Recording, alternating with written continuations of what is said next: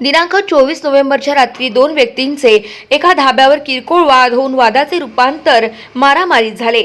एकमेकांच्या समर्थकांच्या वतीने काही गाड्या पेटवण्यात आल्या असून दगडफेक झाल्याचे वृत्त आहे।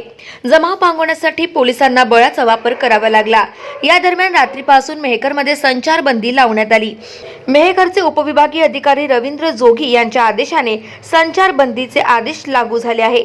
काल रात्रीपासून संपूर्ण शहरात संचारबंदी लागू झाली असून मेहकर शहरात पोलिसांचा अतिरिक्त फौजफाटा तैनात करण्यात आला असून शहरात प्रवेश करण्याच्या सर्व सीमा बंद करण्यात आल्या आहेत।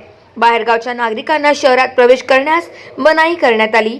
दरम्यान समाज कंटकावर कारवाई करण्याच्या सूचना केंद्रीय मंत्री प्रतापरावजी जाधव यांनी पोलीस प्रशासनाला दिल्या आहे।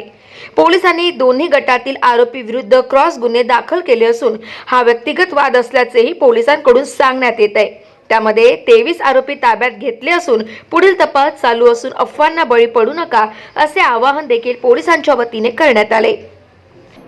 दोन व्यक्तींची एका धाब्यावर काल भांडणं झाली, वाद झाला आणि तिथून वादाला सुरुवात होऊन त्यानंतर दोन गटांमध्ये यामध्ये वादावाद झाले, चौकामध्ये त्यामध्ये भांडणं झाली। यानंतर तात्काळ त्या ठिकाणी पोलिसांनी हस्तक्षेप केला।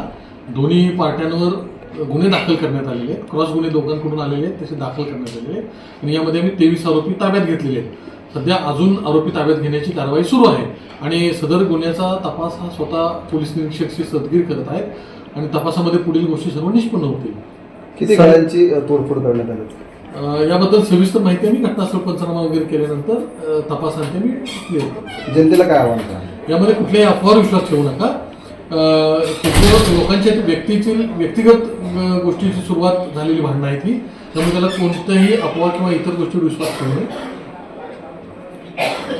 गाव माझा न्यूज करिता राजेंद्र ससाणे, जळगाव जामोद, बुलढाणा।